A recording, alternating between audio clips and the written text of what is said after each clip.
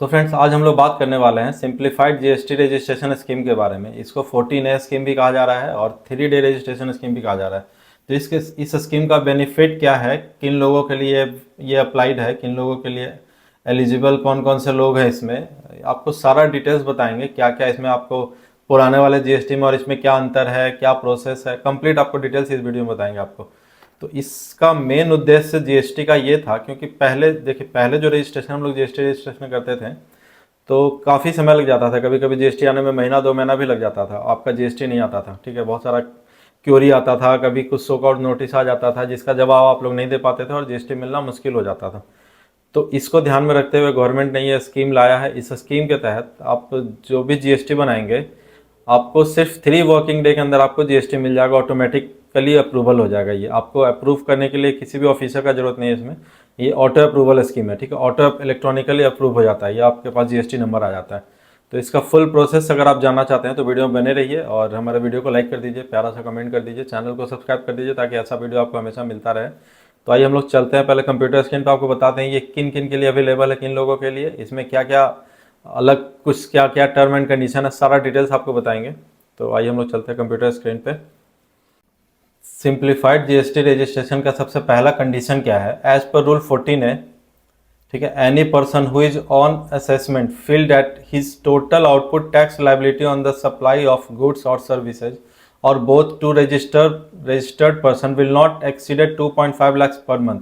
Means आप जो भी आपका जीएसटी का आउटपुट होगा, रजिस्टर्ड पर्सन मीन्स B2B, यहाँ पे B2C का बात नहीं कहा जा रहा, सिर्फ B2B का जो भी आपका जीएसटी होगा आउटपुट, CGST हो, SGST हो या IGST हो, ये आपका 2.5 लाख से एक्सीड नहीं होना चाहिए। मीन्स इससे अंदर होना चाहिए, ज़्यादा नहीं होना चाहिए। इसका ये कंडीशन है। ठीक है, पहला कंडीशन ये है, मीन्स CGST, SGST और IGST तीनों मिलाकर 2.5 लाख से कम होना चाहिए B2B के केस में, B2C नहीं। B2C आपका कितना भी हो सकता है, कोई इशू नहीं है। ठीक है, पहला कंडीशन।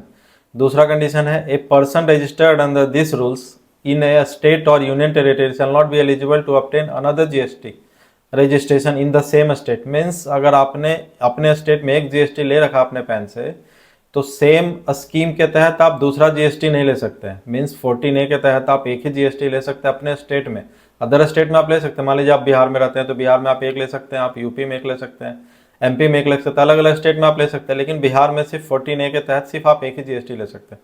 ठीक है, दूसरा कंडीशन है।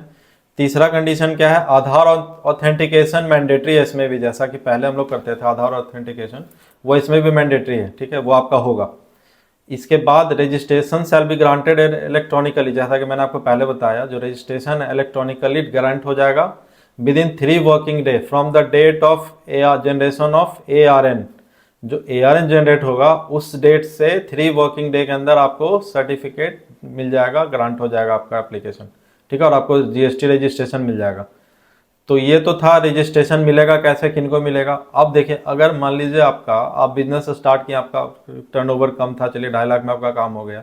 मान लीजिए आपका बिजनेस एक्सीड कर गया, आपका बिजनेस आगे बढ़ रहा है, आपका ट्रांजेक्शन बढ़ रहा है, तो आप इससे विड्रॉ करना चाहेंगे। तो विड्रॉ करने के लिए क्या कंडीशन है, बहुत ईजी कंडीशन है, कोई खास बहुत बड़ा मतलब बहुत ईजी कंडीशन है, आपको ज़्यादा इसमें प्रॉब्लम नहीं है।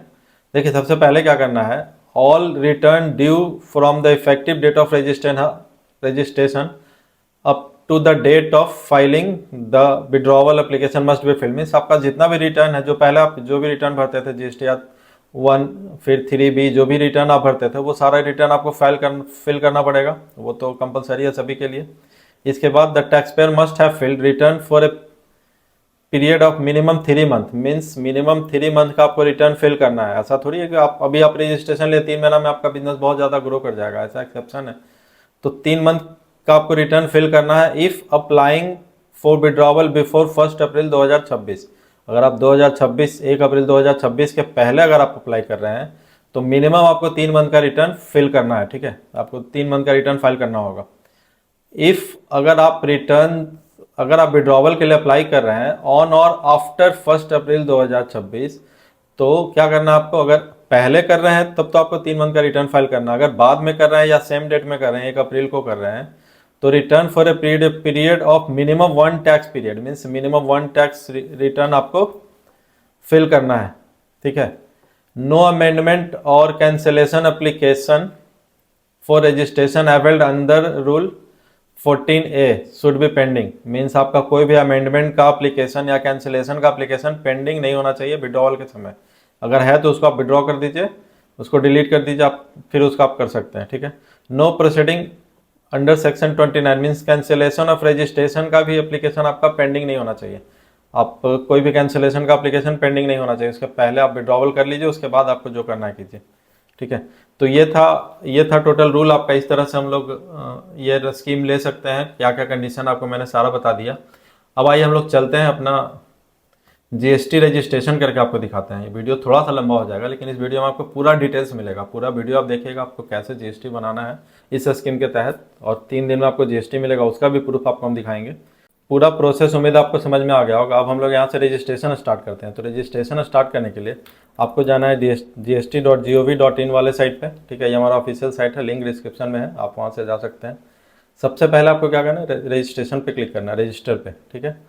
तो हम लोग यहाँ से पहले न्यू रजिस्ट्रेशन करते हैं, टीआरएन जनरेट करते हैं। जैसा कि आपको पता है सबसे पहला काम होता है जीएसटी में टीआरएन जनरेट करना। सेम प्रोसेस यहाँ भी है, प्रोसेस चेंज आगे होगा, आपको बताएंगे। आप वीडियो में बने रहिएगा, आपको समझ में आएगा। अगर वीडियो को आप स्किप करके देखिएगा तो हो सकता है वो प्रोसेस आपसे मिस हो जाए, तो स्किप नहीं कीजिएगा। देखिए सबसे पहले यहाँ पे क्या करना है, न्यू रजिस्ट्रेशन टैब में आ गए।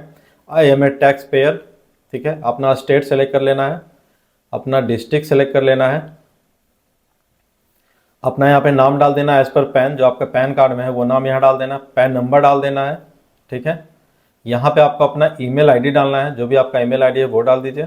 अपना मोबाइल नंबर, जो आधार रजिस्टर्ड मोबाइल नंबर है, जो आपका आधार से जुड़ा हुआ, वो नंबर यहाँ पे डाल दीजिए। आप यहाँ पे एक कैप्चा कोड डाल दीजिए, यहाँ से प्रोसीड कीजिए। प्रोसीड करने के बाद आपके पास ओटीपी आएगा, ओटीपी डालिएगा तो आपका टीआरएन नंबर जनरेट हो जाएगा। ठीक है, ओटीपी ईमेल पे भी आएगा और मोबाइल पे भी आएगा, दोनों ओटीपी डालना है।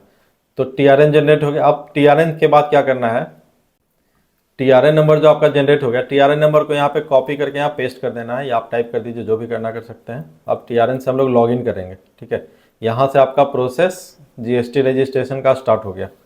तो यहाँ से सबसे पहले हम लोग प्रोसीड किए तो ओटीपी गया। ओटीपी कहाँ जाएगा, ईमेल और मोबाइल दोनों पे सेम ओटीपी जाएगा, आप कोई सा भी यूज़ कर सकते हैं। देखिए ओटीपी डाल दिए।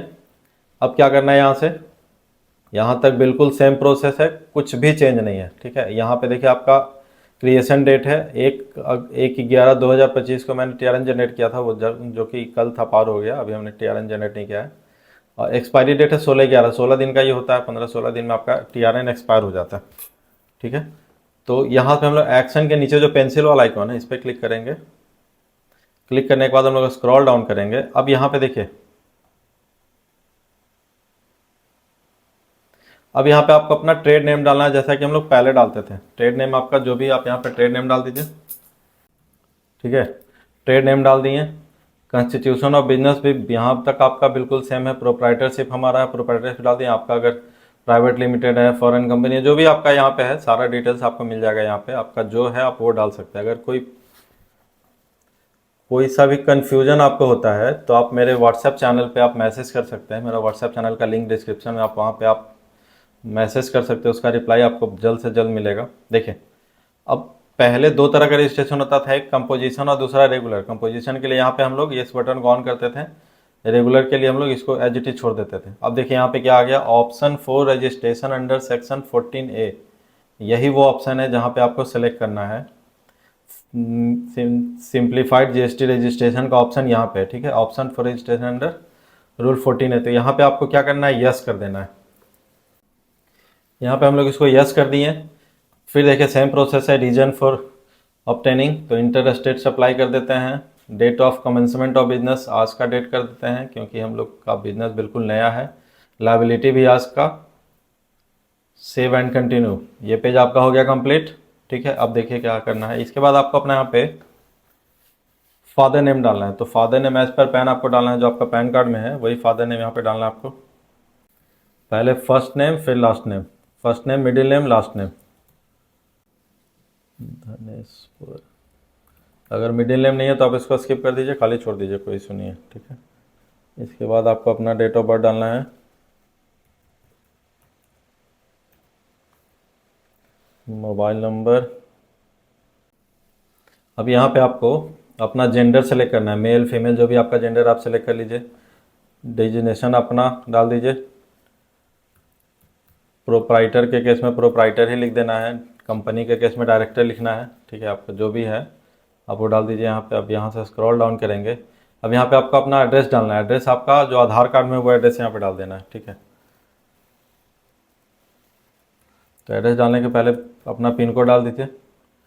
पिन कोड डालते ही आपका देखिए स्टेट, डिस्ट्रिक्ट ये सारा फिल हो जाएगा, ठीक है। अब आपको अपना विलेज डालना है, ठीक है। तो ये हमारा एड्रेस हो गया। यहाँ से एड्रेस डालने के बाद आपको एक फ़ोटोग्राफ अपलोड करना है। फ़ोटोग्राफ अपलोड वही करना है जिसमें जियो टैग लोकेशन हो। मीन्स आपको एक ऐप है जीपीएस मैप कैमरा ऐप है प्ले स्टोर का, उस ऐप को आप इंस्टॉल कर लेंगे, या फिर आप कोई भी ऐप यूज़ कर सकते हैं जिसमें आपका फ़ोटो लोकेशन के साथ है, फ़ोटो के साथ आपका लोकेशन आना चाहिए, ठीक। तो यहाँ पे हम लोग अपना फ़ोटो अपलोड कर दिए हैं। फ़ोटो का साइज़ 100 KB से कम होना चाहिए। अगर आपका फ़ोटो का साइज़ ज़्यादा है तो आप उसको इमेज रिसाइजर वेबसाइट, बहुत सारा वेबसाइट है जहाँ से आप अपना फ़ोटो का साइज़ कम ज़्यादा कर सकते हैं, ठीक है। तो हम लोग इमेज रिसाइजर से उसको फ़ोटो को अपना रिसाइज कर लिए और यहाँ पे अपलोड कर दिए। अब यहाँ पे ऑल्सो ऑथोराइज सिग्नेटरी में यहाँ पे यस कर देना है, सेव एंड कंटिन्यू करना है, ठीक है। आपका एक काम हो गया, यहाँ से एक पेज हो गया कंप्लीट। नेक्स्ट पेज में सेम पहले वाला ही काम करना है। यहाँ पे सिर्फ ऑथोराइज सिग्नेटरी ऑन कर देना है, स्क्रॉल डाउन करना है, save and continue. 2 page complete. तीसरा पेज में आपको यहाँ पे कुछ नहीं करना है। अब देखिए यहाँ पे आपको फिर से अपना एड्रेस डालना है। एड्रेस यहाँ पे आपको अपना बिजनेस एड्रेस डालना है। तो हमारा जो दोनों एड्रेस है बिल्कुल सेम है, मीन्स जहाँ पे हम लोग रहते हैं उसी लोकेशन पे बिजनेस भी है। तो हम लोग वही करेंगे, यहाँ पे सेम एड्रेस डाल देंगे। तो यहाँ से हम लोग देखिए सेम एड्रेस जो हमारा बिजनेस एड्रेस है वो एड्रेस यहाँ पे डाल दिए हैं। सारा कुछ यहाँ पे जो पहले डाले थे सेम एड्रेस यहाँ पे डाल दिए। अब आपको यहाँ पे सेलेक्ट करना अपना सेक्टर, सर्किल, वार्ड, चार्ज और यूनिट। तो ये आप कहाँ से सेलेक्ट करेंगे, तो ये आप यहाँ पे देखिए एक लिंक ऑप्शन है, यहाँ पे refer the link for central jurisdiction. आप यहाँ से भी ले सकते हैं। अगर यहाँ से आपको नहीं लेना, आप डायरेक्ट यहाँ पे जाएंगे तो आपको दिख जाएगा आपका जो भी स्टेट है, आपका स्टेट का डिस्ट्रिक्ट का नाम यहाँ पे आ जाएगा, ठीक है। तो आप यहाँ से भी आप सेलेक्ट कर सकते हो। तो मेरे केस में मुझे पता है मेरा कमिश्नरेट क्या है, डिवीज़न क्या है, ये मुझे पता है। अगर आपको नहीं पता है तो आप यहाँ पे लिंक पे क्लिक करेंगे, आपको सारा कुछ डिटेल्स आपको मिल जाएगा आपके एरिया से का। तो आप वहाँ से सेलेक्ट कर लेंगे। इसके बाद आपको स्क्रॉल डाउन करना है। अब देखिए यहाँ पे आपका nature of possession of business क्या है, मीन्स आपका जो प्रॉपर्टी है, जिस प्रॉपर्टी पे आप बिजनेस करने जा रहे हैं वो प्रॉपर्टी का नेचर क्या है, वो आपका खुद का है, रेंटेड है, कंसेंट है या फिर लीज है, जो भी है उसका डिटेल्स आपको यहाँ पे डालना है। देखिए पहला क्या, consent, lease, others, on, rented, shared, ठीक है। तो हमारे केस में कंसेंट है। कंसेंट क्या होता है, तो कंसेंट मीन्स होता है अगर मान लीजिए आपका जो प्रॉपर्टी हो आपके फादर, मदर, आपके ग्रैंड पेरेंट्स किसी के नाम से हो, आपके पेरेंट्स के नाम से हो, तो उस केस में आपको अपने पेरेंट्स से कंसेंट लेना पड़ता है कि उनको कोई ऑब्जेक्शन नहीं है। आप अगर बिजनेस कर रहे हैं तो आपके पेरेंट्स को कोई ऑब्जेक्शन नहीं है, ठीक है। वो आपको उनसे रिटर्न में लेना पड़ता है, उसी को बोलते हैं कंसेंट। तो कंसेंट का फॉर्मेट अगर आपको चाहिए, ये देखिए कंसेंट लेटर हमारे पास, अगर इसका फॉर्मेट आपको चाहिए तो आप फॉर्मेट के लिए आप हमारे व्हाट्सएप चैनल पे आप आ जाएंगे, आपको वहाँ पे मिल जाएगा इसका फॉर्मेट। उस फॉर्मेट में आपको सिर्फ अपना नाम, फादर नेम, एड्रेस वगैरह चेंज करना है। जो कॉलम है आपको वर्ड फॉर्मेट में मिल जाएगा, आप इजीली उसको चेंज कर पाएंगे और फिर आप अपना कंसेंट लेटर बना सकते हैं। तो कंसेंट लेटर समझ गए आप कि इसमें ये एनओसी होता है, यहाँ पे लिखा हुआ है नो ऑब्जेक्शन सर्टिफिकेट। इनको इसमें सिर्फ यही लिखा जाता है कि हमारे पेरेंट्स को कोई ऑब्जेक्शन नहीं है हमारे बिजनेस करने पे, ठीक है। तो इस केस में अगर कंसेंट है तो आपको एक कंसेंट लेटर लेना पड़ता है, उसमें पेरेंट्स का सिग्नेचर होता है। फिर प्रॉपर्टी का प्रूफ होता है, वो प्रॉपर्टी आपके पेरेंट्स के नाम से है, इसके प्रूफ के लिए आपको लैंड रिसिप्ट देना पड़ेगा, नगर पालिका का जो रिसिप्ट है वो देना पड़ेगा। अगर जो भी आपके पास अवेलेबल है इन दोनों में आपको वो देना होगा, या फिर बिजली बिल भी दे सकते हैं, ठीक है। तो हमारे केस में हमारे पास लैंड रिसिप्ट है, नगर निगम का ब्लॉक वाला रिसिप्ट है, तो वो रिसिप्ट हम लोग यहाँ पर अपलोड करेंगे। तो देखिए पहले हम लोग सबसे पहले क्या करते हैं, कंसेंट लेटर अपलोड करते हैं। इसको हमने स्कैन करके रखा है, तो यहाँ से हम लोग इसको अपलोड कर दिए। देखिए हमारा कंसेंट लेटर यहाँ पर अपलोड हो गया, ठीक है। अब आपको अपना लैंड रिसिप्ट और जिनसे आप कंसेंट लिए हैं उनका केवाईसी डॉक्यूमेंट चाहिए, means Aadhaar card, PAN card, voter ID, उनका चाहिए कुछ भी, ठीक है। तो वो भी हम लोग यहाँ पे अपलोड कर लेंगे लीगल ऑनरशिप डॉक्यूमेंट्स में, ठीक है। तो यहाँ पे हम लोग पहले तो कंसेंट लेटर अपलोड कर दिए, ठीक है। कंसेंट लेटर में आप जो ये फॉर्मेट बनाइए अपलोड कर दिए। इसके बाद हमने ज़मीन का जो रसीद है, जो करंट रिसिप्ट यहाँ पे अपलोड किए, साथ में मदर के नाम से कंसेंट है तो मदर का आधार कार्ड, फादर के नाम से है तो फादर का आधार कार्ड आपको अटैच कर देना है, एक ही पीडीएफ में मर्ज कर देना है। मर्ज करने का भी प्रोसेस काफ़ी सिंपल है। आप ऑनलाइन बहुत सारा वेबसाइट है, मर्ज पीडीएफ आप सर्च करेंगे तो बहुत सारा वेबसाइट आ जाएगा, आप वहाँ से अपना पीडीएफ मर्ज कर सकते हैं। तो हम लोग दोनों चीज़ यहाँ पे अपलोड कर दिए। अब देखिए इनका बिजनेस क्या है, वो नेचर ऑफ बिजनेस यहाँ पे सेलेक्ट करना है। तो बिजनेस इनका वर्क कॉन्ट्रैक्ट है, ठीक है, कॉन्ट्रैक्टर है ये, तो हम लोग वर्क कॉन्ट्रैक्ट डाल दिए, लीज बिजनेस डाल दिए, ठीक है। इसके अलावा अदर में आप स्पेसिफाइड कर सकते हैं। तो यहाँ पर हम लोग सेलेक्ट कर लिया। अब यहाँ से आपको सेव एंड कंटिन्यू करना है, मीन्स हमारा ये पेज भी हो गया कंप्लीट। सेव एंड कंटिन्यू नहीं, ठीक है, यहाँ से यस करेंगे तो हमारा ये पेज भी कंप्लीट हो गया।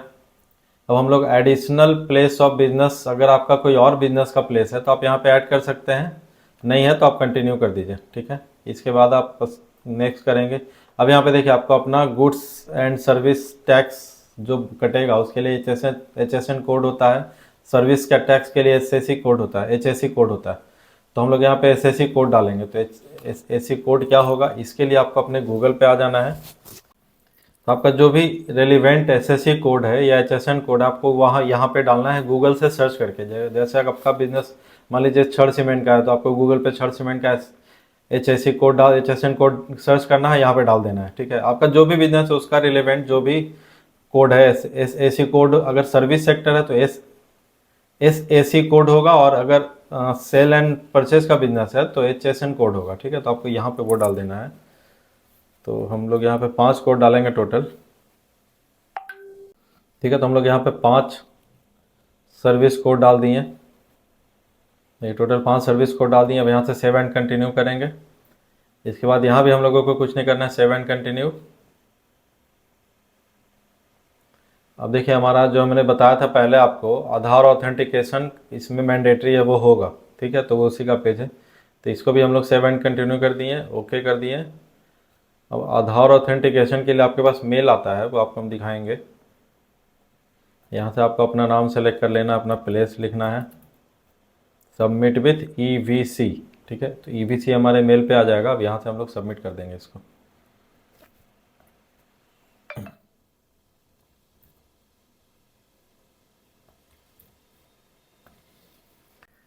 ठीक है, तो यहाँ से फाइनली हमारा एप्लीकेशन जो है सबमिट हो गया। अभी आपका एप्लीकेशन कंप्लीट नहीं हुआ क्योंकि अभी तक आपका ARN जनरेट नहीं हुआ है। जब तक ARN जनरेट नहीं होगा तब तक आपका एप्लीकेशन पूरी तरह से कंप्लीट नहीं होगा।